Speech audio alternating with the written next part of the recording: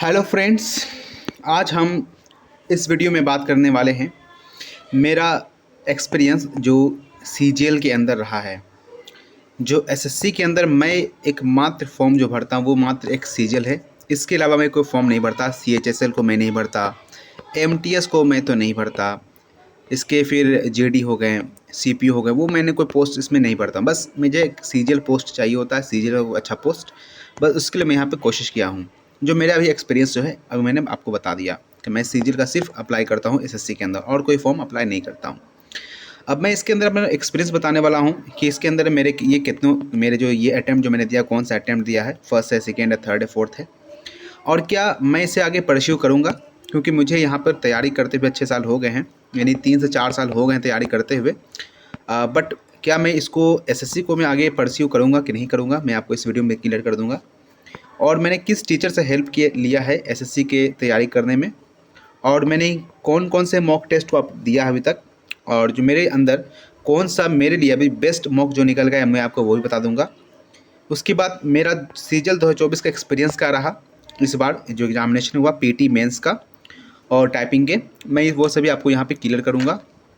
साथ में कि सजेशन मैं आपको क्या दूंगा इसके अंदर, लास्ट में मैं आपको बता दूंगा, और कौन से पोस्ट मुझे इस बार मिले हैं या नहीं मिले हैं, या कितने मेरे मार्क्स आए हैं, मैं आपको ये भी क्लियर करने वाला हूँ।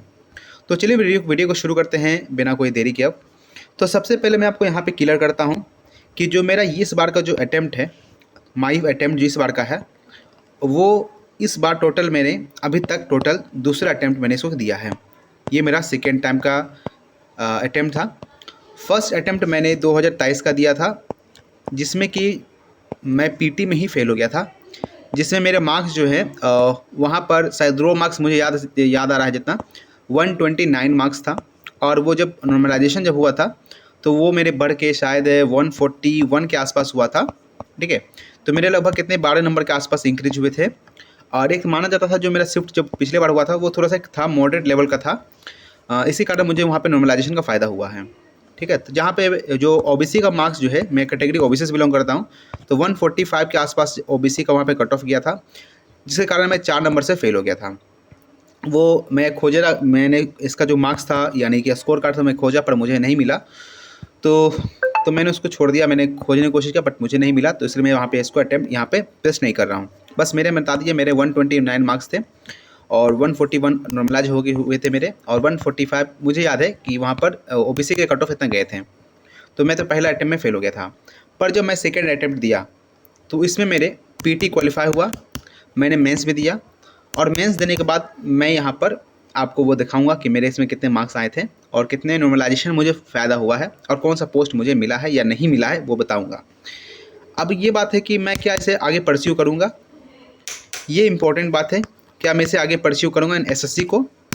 तो हो सकता है कि मैं अब एसएससी को आगे अटैम्प्ट ना करूँ, लेकिन एक कंडीशन मैं अपने आप पे अपने से डाल रहा हूँ। एक कंडीशन है कि मैं हाँ एसएससी को तब छोड़ दूँगा जो मुझे पोस्ट जो मिलेगा, अगर वो मेरे अपने ही लोकेशन पर मिलेगा यानी मेरे घर के नज़दीक होगा तभी मैं करूँगा। चाहे वो किसी भी लेवल का हो, लेवल 4 का हो, लेवल 5 का, कोई भी पोस्ट हो मैं ले लूँगा। अगर घर के नज़दीक होगा तो मैं इसे बस ये लास्ट अटैम्प्ट मान के छोड़ दूँगा। टीचर्स मैंने किस किस टीचर से यहाँ पे मैंने पढ़ा है, तो मैं क्लियर कर देता हूँ कि मेरे मैथ कभी भी जो 4 सब्जेक्ट हमने जो पढ़ा होता है, मैथ को पढ़ते हैं, रीजनिंग पढ़ा जाता है, जीके हो गया और इंग्लिश हो गया।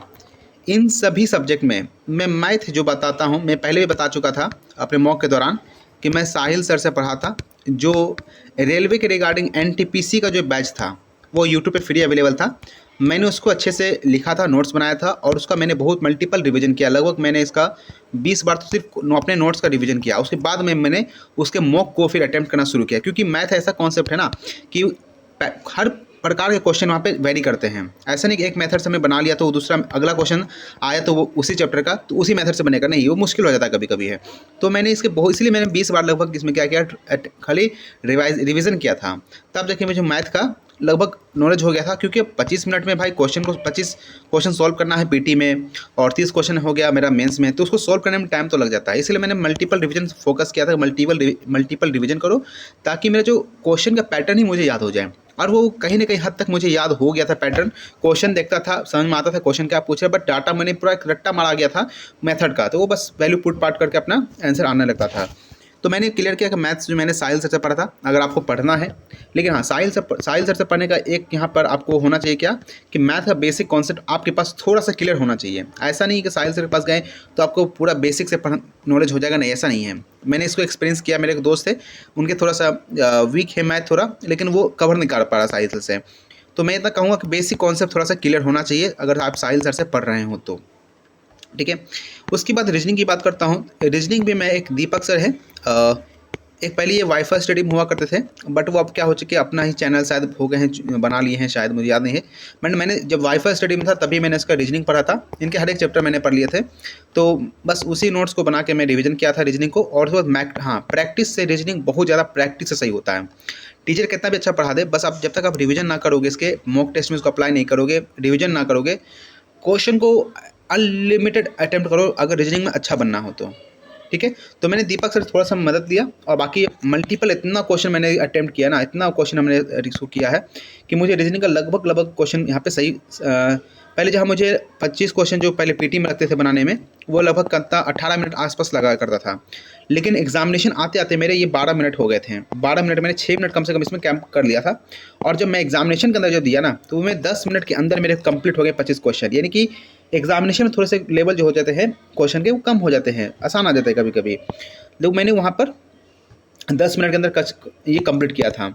मुझे इतना याद है कि 12 मिनट मॉक में लगने लगे थे, लेकिन 10 मिनट एग्जामिनेशन में कंप्लीट हो चुका था। उसके बाद यहाँ पे जीके में बात करूँगा तो मैंने अभी तक जो जीके पढ़ा वो मैंने खान सर से पढ़ा था। अब वो खान सर आपको पता ही होंगे, बहुत फेमस खान सर है हमारे बिहार के। तो खान सर से मैंने एक फाउंडेशन कोर्स था वो मैंने किया था। अभी फाउंडेशन कोर्स मैंने कहाँ से लिया था, मैंने कोई परचेज़ नहीं किया था, ये फ्री ऑफ मॉक मुझे फ्री ऑफ कॉस्ट मिला था। यूट्यूब पे एक इसके कोई इलीगल तरीके से वीडियो डाला करता था, तो मैंने उसको पर डाउनलोड कर लिया था। वो 360 पिक्सल के अंदर मेरे पास था। मैंने उसको नोट्स बनाया उसका, और उसका मैंने अगर मैं बात करूँ जीके कैसे मैंने मजबूत किया था, तो मैंने जीके के अंदर कम से कम अपने नोट्स को मैंने कम से कम 30 या 35 बार जो है ना सिर्फ रिवीजन किया। 30-35 बार, ये कहने का लग रहा है बहुत झूठ बोल रहा है, लेकिन नहीं भाई, मुझे याद है मैं 30 से 35 बार जो है इसमें रिवीजन किया हूँ। और ये मैं सीजीएल के रिगार्डिंग नहीं कर रहा था, मैं ये तैयारी कर रहा था, इसको जीके को तैयारी कर रहा था मैं बिहार एसएससी के सीजीएल के लिए, ठीक है। जो लेवल वहाँ पे 3 का समय आया था, बिहार सीजीएल 3 था, उसके लिए मैंने बहुत बार अपने नोट्स को इतना रिवीजन किया, मुझे हर चीज़ याद हो गया था। और ये लगभग 2022 के आसपास वैकेंसी निकली थी। और उसके बाद 1.5 साल हो गए, 2 साल हो गए, मैंने फिर रिवीजन छुआ ही नहीं कॉपी को। मैंने उससे ही 30 से 35 बार रिवीजन किया। वो मुझे आज तक याद है, क्वेश्चन एग्जामिनेशन में सही भी होते हैं। तो मैंने जीके समय में आ गया कि जीके खान सर से पढ़ना है, प्लस मल्टीपल रिवीजन। आप कहीं से भी जीके पढ़ रहे हो, लेकिन अपने नोट्स को कम से कम 30-35 बार की रिवीजन ना कर पाए तो कम से कम 5 से 10 बार भी कर लीजिए।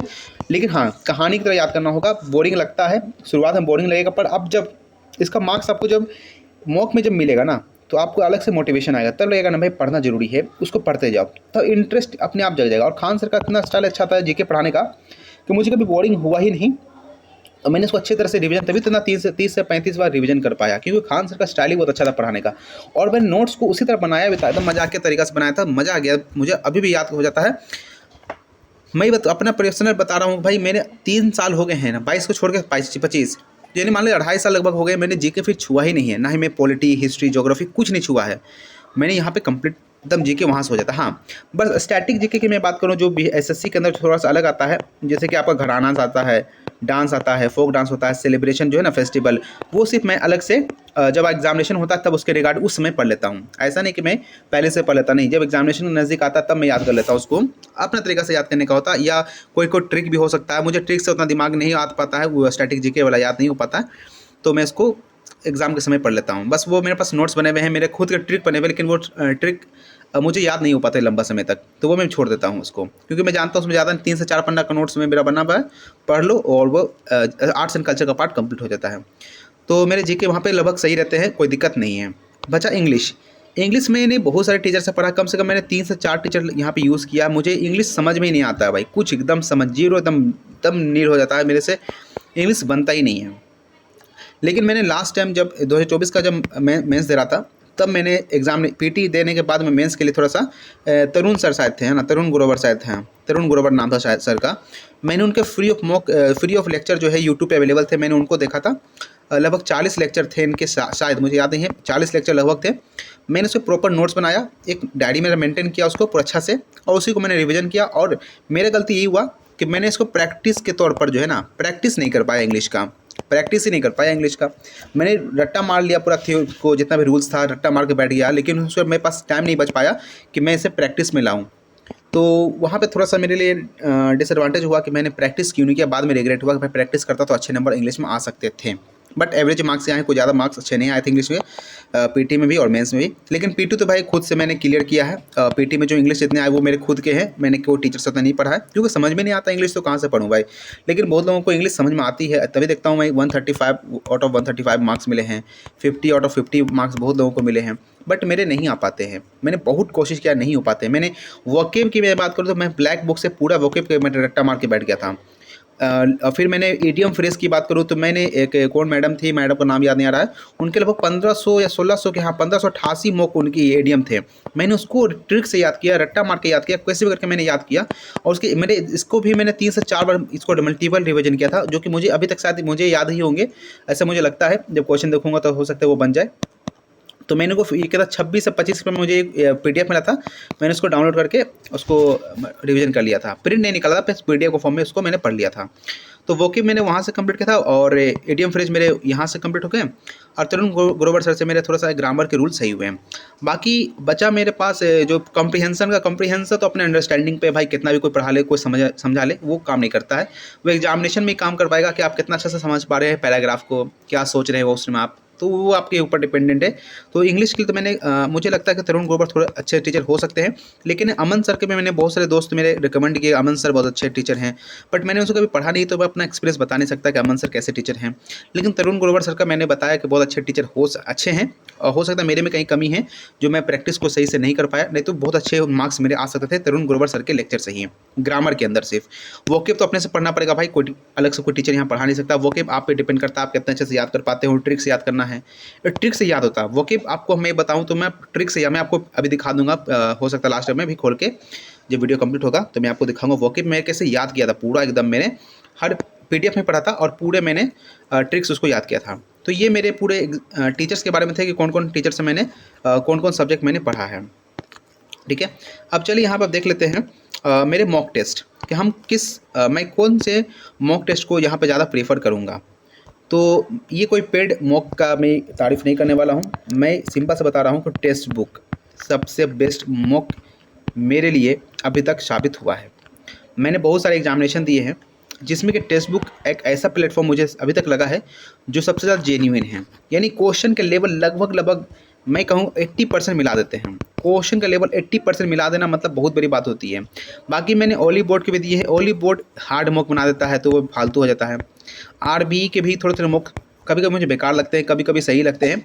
जब ये प्रीवियस ईयर बेस बनाते हैं क्वेश्चन है तो सही लगते हैं, बाकी अपने मर्जी से बना देते हैं। तो खाली मैथ कितना हार्ड कर देता है कि भाई लगता है मैथ ही से सब कुछ हो जाएगा, लेकिन नहीं, ये कभी कहीं पे नेगेटिव इंप्रेशन दिखाता है। ओली बोर्ड भी थोड़ा सा बेकार हो जाता है क्योंकि इसका जीके बहुत इरेलीवेंट होता है। टेक्स्ट बुक भी जीके जो है ना इरेलीवेंट हो जाते हैं क्योंकि एग्जामिनेशन में उतना आसान जीके नहीं पूछता है, बट इसके मैथ रीजनिंग और साइंस जो मैथ रीजनिंग और जो इंग्लिश होता है लगभग सेम ही रहते हैं। और बाकी और मैंने 3 ही तो मॉक दिया है, और कोई मॉक मैंने तो नहीं दिया था। हाँ, लेकिन मुझे सबसे बेस्ट टेक्स्ट बुक ही लगा था। हाँ, पंडित के भी बहुत मैंने 1-2 मॉक दिए थे, तो पंडित के मैंने मुझे उतना इफेक्टिव नहीं लगा। उसके भी क्वेश्चन बहुत ही हार्ड पूछे जाते थे, मॉक में नंबर ही नहीं आते थे। अगर मैं पीटी की मैं बात करूँ तो पीटी के अंदर मेरे मार्क्स इतने घटिया आते थे ना, मॉक्स में मेरे आते थे 120, 110 इसी के आसपास हुआ करता था। इसी के आसपास रहता, दिमाग खराब हुआ करता था, कैसे सही करें इसको, कैसे सही करें। तो मुझे लगता था कि मैं ही बहुत कमज़ोर हो गया पढ़ने में, ऐसा कुछ लग रहा था। बट बाद में पता चला कि नहीं भाई, ये क्वेश्चन थोड़ा सा जो ओली बोर्ड हो गए, आरबी हो गए, थोड़े से इरेलीवेंट मॉक ला के रखते हैं, जिसके कारण मेरे मार्क्स नहीं बढ़ते। लेकिन टेक्स्ट बुक में मेरे मार्क्स अच्छे आते थे, तो ये लेवल इनका सही था। ठीक है, तो टेक्स्ट बुक में मुझे लगता है ये थोड़ा सा अच्छा ही है। अगर आप इन सभी को मॉक मैं रिकमेंड करूँगा कि टेक्स्ट बुक का मॉक आप दीजिए, आप अच्छा रहेगा, आपके लिए बहुत अच्छा रहेगा। इसके एक्सपीरियंस बहुत अच्छे मुझे लगते हैं। क्वेश्चन के पैटर्न लगभग मिला ही देते हैं, तो यहाँ पे हार्ड और इजी दोनों मिला के रहता है, इसमें कोई दिक्कत नहीं है। ठीक है, तो ये फ्री प्रमोशन नहीं कहूँ सकता, पैसा इसको मुझे नहीं मिला है प्रमोशन का, बस बता रहा हूँ। मॉक टेस्ट बहुत अच्छे होते थे, एग्ज़ाम रिलेवेंट मुझे मिले हैं। 2024 का एक्सपीरियंस में बात करूं तो मेरे हिसाब से मेरे लिए तो अच्छा ही एक्सपीरियंस रहा 2024 का। गुड भी है और कहीं कहीं बैड भी है, दोनों कह सकते हैं। गुड कब तक रहा मेरे लिए, तो ये पीटी प्लस मेंस जब हमारा फर्स्ट टाइम हुआ था 18 तारीख को, तो 18 तारीख को थोड़ा सा अच्छा था जब तक टाइपिंग में नहीं आया था। यानी कि पीटी मैंने दिया और फर्स्ट सेक्शन सेकंड सेक्शन दिया, जब तक टाइपिंग हमने दिया टाइपिंग तक मेरा सही था, क्योंकि मैंने दोनों बार, जो दूसरी बार जो हुआ था टाइपिंग तब भी मैंने क्वालिफाई किया था। और टाइपिंग पहले वाले में मैंने लगभग 2700 या 2800 की डिप्रेशन मैंने मार दिया था 15 मिनट के अंदर, मुझे इतना याद है। तो मुझे तो दोनों में दिक्कत नहीं था, लेकिन जब कैंसिल किया गया ना तब मेरे पास बैड एक्सपीरियंस आया। क्यों? क्योंकि उसमें महाकुंभ का समय था और मेरा घर पड़ता है पटना।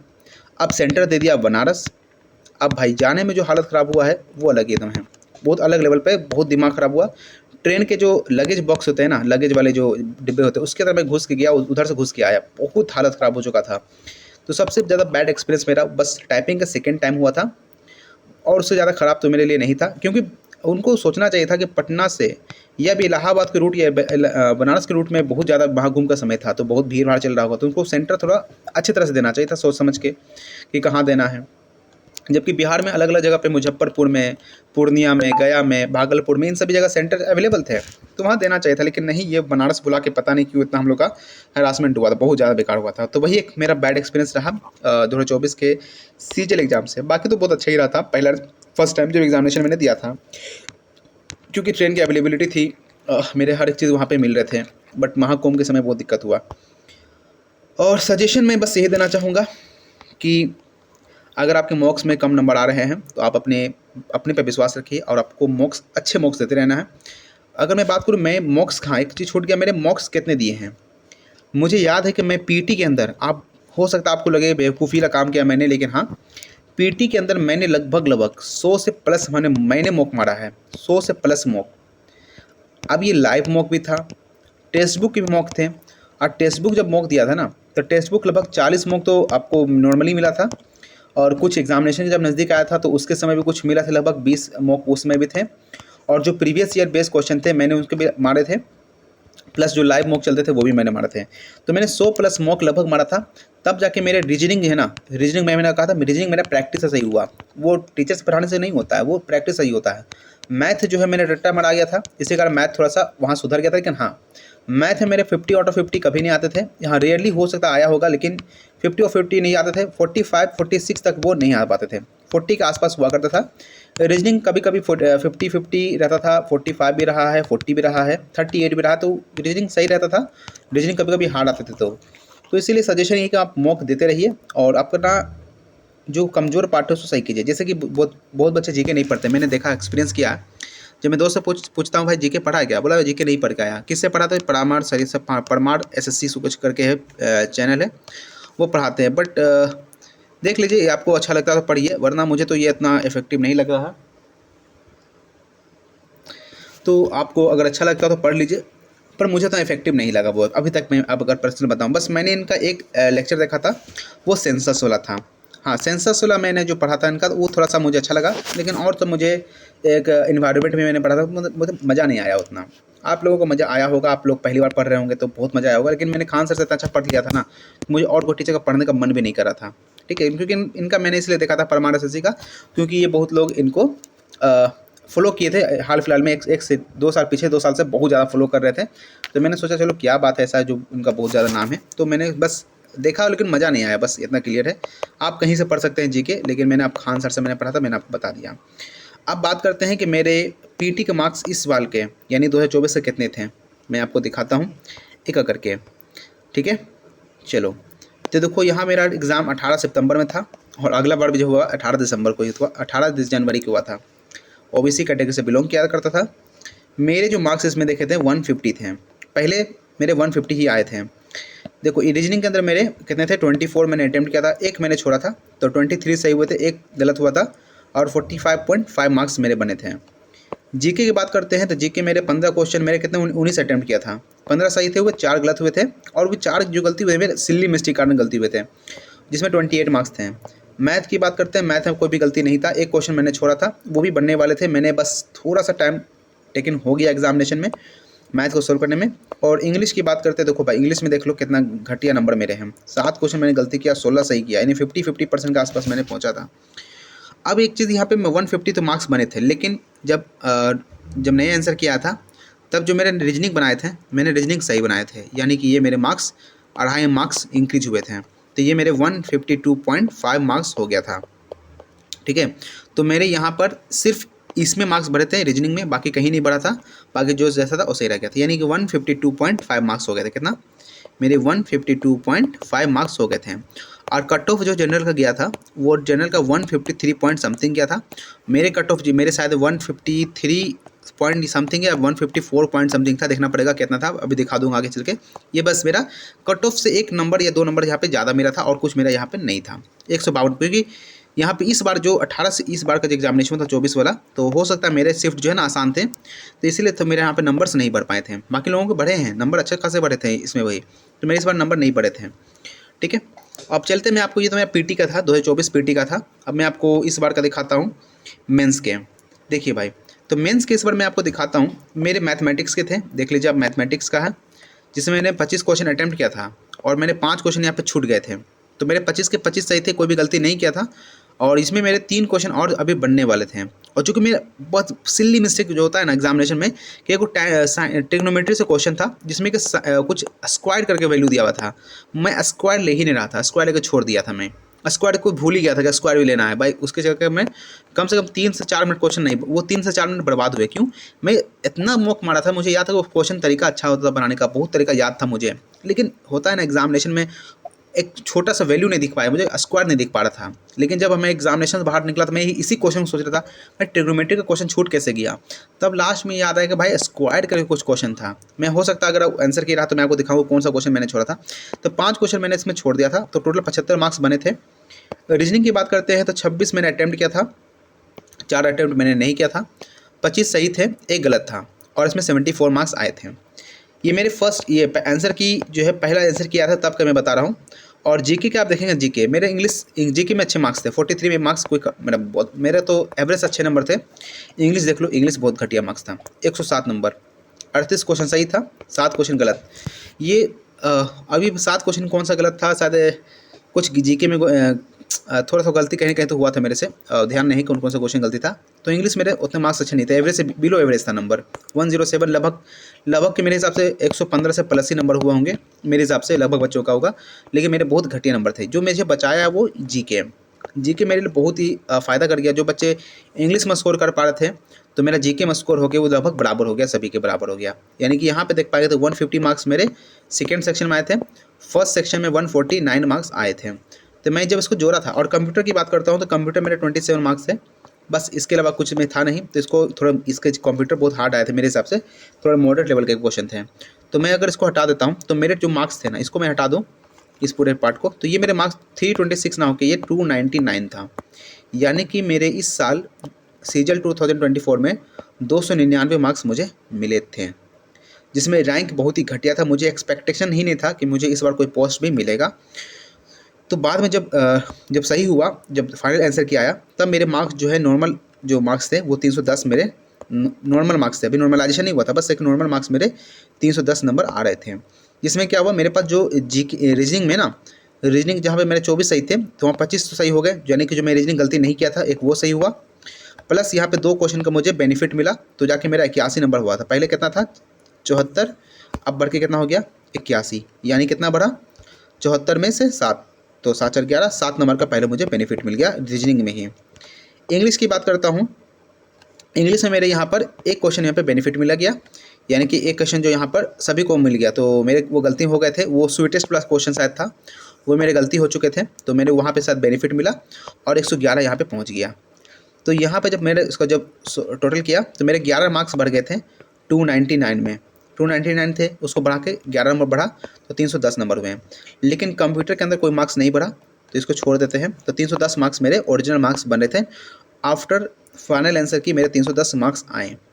लेकिन जब रिजल्ट आया तो मैं इससे पहले मैंने क्या किया था, तो 299 मार्क्स थे, तो रीटाइपिंग के लिए मैं चला गया था कि मैंने कोशिश किया चलो भाई कभी ज़िंदगी में अफसोस ना हो। मैं ये अफसोस वर्ड बहुत ही बेकार होता है, अफसोस वर्ड को ख़त्म करने के लिए मैं क्या किया, दोबारा रीटाइपिंग करने चला गया, क्योंकि मुझे मालूम था 299 कोई अच्छे मार्क्स नहीं है, यहाँ पे कोई अच्छे पोस्ट नहीं मिल सकते थे इस साल के रिगार्डिंग। 299 कोई पोस्ट नहीं मिलने वाला था, मुझे इतना आशा था।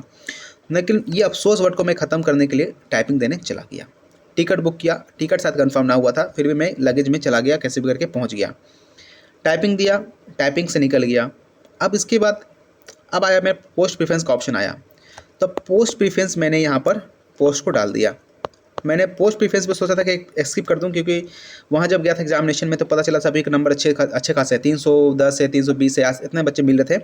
तो वहाँ तो मुझे निराशा हुआ था कि चलो पोस्ट प्रेफरेंस स्किप कर देते हैं। बट घर के गार्जियन ने सपोर्ट किया, दोस्तों ने सपोर्ट किया, बोला नहीं मुझे इस बार ये जो पोस्ट प्रेफरेंस है देने में क्या जाता है, एग्जामिनेशन मैंने तो उतना दूर दिया जाके है, तो बोला जाके इस बार दे दो, कोई दिक्कत नहीं है। तो मैंने घर बैठे पोस्ट प्रेफरेंस अपना कंप्लीट किया।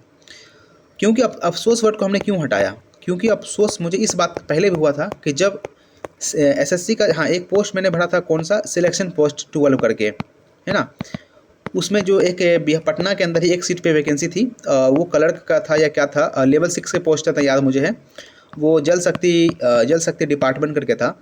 उसमें जब मैंने इस एग्ज़ाम को स्किप किया था, और जब मैं स्किप किया था ना, जब एग्जामिनेशन घर पे मैंने इसी क्वेश्चन को सेम शिफ्ट का जो मेरा था उसमें जब अटेम्प्ट किया था, तो मेरे 176 मार्क्स आ रहे थे। 176 मार्क्स मेरे बन गए थे नॉर्मल तरीक़ा से, बिना कोई चीटिंग किए हुए। तो और जो इसका जो कट ऑफ शायद 183 के आसपास गया था। तब मुझे उस दिन अफसोस हुआ कि भाई एग्ज़ाम देने अगर चल जाता ना, तो हो सकता है नॉर्मलाइजेशन में थोड़ा सा फ़ायदा हो जाता, हो सकता है वो कट ऑफ मैं क्लियर कर पाता, और कहीं नहीं अभी हो सकता है वो नौकरी मुझे मिल जाती। तो वो मुझे अफसोस रह गया था। तो उसी अफसोस को इस बार ख़त्म करने के लिए मैं टाइपिंग देने चला गया था। और मेरा एक फ्रेंड भी था, मैंने उसे पूछा था भाई चलोगे एक टाइपिंग देने, जबकि उसके मार्क्स 306 या 305 नंबर थे। वो बोला इतना कम नंबर में कुछ नहीं मिलने वाला, बताओ। तो मैंने उसको छोड़ दिया, फिर मैं अपना चला के देने के लिए 299 नंबर पे ही। और लकीली क्या हुआ, मैंने पोस्ट प्रेफरेंस डाला, सब कुछ हुआ, और फाइनल जब इसका आंसर आया यानी रिजल्ट आया, तो मैं PDF में अपना नाम देखकर पागल हो गया। मुझे लगा कि भाई प्रीवियस वाला ही मैंने PDF डाउनलोड नहीं कर लिया है, क्यों 384 या कितना पेज का तो पेज वो PDF था, तो मैंने सही से देखा नहीं, उसमें लिखा हुआ था सिलेक्टेड पोस्ट। मेरे दिमाग उड़ गए कि भाई सिलेक्शन कैसे हो गया मेरा, मुझे लगा फेक है, लेकिन एक होता अंदर से लाया नहीं भाई, चलो अच्छा से देखते हैं। तो मैंने देखा D05 जो लेवल 4 का ही पोस्ट मुझे मिला, बट मिला तो कुछ भी, क्योंकि 299 पे कोई पोस्ट मिलना, क्योंकि मुझे नहीं पता था कि 310 मेरे होने वाले हैं, ये तो मुझे आइडिया ही नहीं था। वैसे मुझे मालूम था 299 पे कोई पोस्ट नहीं मिलेगा, लेकिन जब मिला तो मैंने इसका कट ऑफ देखा D05 का, तो कट ऑफ इसके 334 OBC से था और 335 इसके जनरल के थे। तो मैंने जनरल से सिलेक्शन लिया है, तो मुझे लगा बात है, मुझे लगा भाई मेरे 335 से प्लस नंबर आए हैं, मुझे वहीं पे आइडिया लग गया था कि 335 से प्लस नंबर आए हैं। आप देखो, तो PT में मेरे कितने 54 थे, और जब मैं पेपर 2 की बात कर रहा था तो यहाँ पे देखो 156 मेरे मार्क्स यहाँ बढ़ गए थे, लेकिन नॉर्मलाइजेशन जब हुआ तो 172.69 हुआ था, यानी नॉर्मलाइजेशन बहुत अच्छा खासा अंतर हो गया। कितना नंबर, 16 नंबर यहाँ फ़ायदा हो गया। और इंग्लिश के जब यहाँ देखा 154 यहाँ आया था सेकेंड में, ये बढ़ के यहाँ पर 9 नंबर बढ़ा था, यहाँ पर 16 नंबर बढ़ा और यहाँ पर 9 नंबर, लगभग 25 नंबर या 26 नंबर के आसपास मेरे इंक्रीमेंट हुए, जो कि मेरा 336 पॉइंट समथिंग मेरे मार्क्स आ गए, और कट ऑफ 335 था। तो मेरे यहाँ पे रिजल्ट हो चुका था, PASA में मेरा रिजल्ट हो चुका है, PASA। अब मुझे कन्फ्यूजन इस बात का है कि मुझे PASA लेना है कि नहीं लेना है। मैंने पहले आपको बता दिया, मैं PA और SA का पोस्ट तभी घर पे ले पाऊँगा जब मुझे ये घर के नज़दीक मिलेगा, ठीक है। लेवल 4 का पोस्ट है, और लेवल 4 का पोस्ट मुझे इतना चाहिए नहीं, बट अगर घर के नज़दीक मिलेगा तो सोचा जा सकता है कि ज्वाइन कर लूँ। बट अगर ये साउथ फेंकेगा तो मैं साउथ को कीमत पे नहीं लेने वाला, मैं इस पोस्ट को छोड़ दूंगा। अब बहुत लोग गाली भी देंगे कि तुमने फिर पोस्ट प्रेफरेंस क्यों भरा। अरे भाई भर दिया था, मुझे नहीं मालूम था कितना नंबर्स मेरे आ जाएंगे, बट एक्सपीरियंस करने के लिए मैंने उसको भरा था। अफसोस वर्ड जो मैंने बताया कि अफसोस वर्ड को हटाने के लिए मैंने इसको पोस्ट प्रेफरेंस को डाल दिया था। बट मिल तो गया, बट देखा जाएगा कि ज्वाइन करूँ कि ना करूँ। और यहाँ पे मेरे मार्क्स जो है कंप्यूटर में 31 नंबर यानी 32 नंबर के आसपास हो गए थे, लगभग 5 नंबर यहाँ पर बढ़ा। और टाइपिंग टेस्ट मेरे बहुत अच्छे थे, मैंने पहले कहा था, मैंने पहले भी 2800 के आसपास जो है ना की डिप्रेशन किया था, और जब दोबारा गया था 2064 के आसपास मेरा की डिप्रेशन था। तो यहाँ पर 0.5 मेरा यहाँ पे परसेंटेज एरर था, यानी कि 99.5% मेरा लगभग एक्यूरेसी यहाँ पर टाइपिंग में था। टाइपिंग में कोई प्रॉब्लम होता नहीं है मेरे लिए। तो ये मेरा एक्सपीरियंस रहा था SSC CGL के लिए कि मेरा PA मेरा पोस्ट यहाँ पे सिलेक्शन हो गया था। तो वही मेरे पूरे एक्सपीरियंस मैंने आपको बता दिया।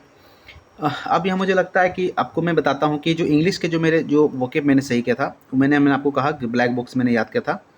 और देखो, जैसे मैंने ब्लैक बुक की पीडीएफ मैंने इसको ये डाउनलोड किया हुआ था और मैंने इसको बहुत अच्छी तरह से पढ़ा था। अब जैसे ये देखो, यहाँ पे मैंने क्या किया था, जो मैंने क्रॉस किया हुआ यानी मेरे लिए इंपॉर्टेंट नहीं लगा मुझे। क्यों? क्योंकि मैं प्रीवियस ईयर में देखा था कि ये सब क्वेश्चन तो नहीं पूछे थे, तो मुझे यहाँ पे इसको पहले कट कर दिया। जो हार्ड वर्ड थे, जो बार बार याद भी नहीं हो रहे थे, को मतलब ही नहीं था, तो उसको मैंने ऐसे ही छोड़ दिया था।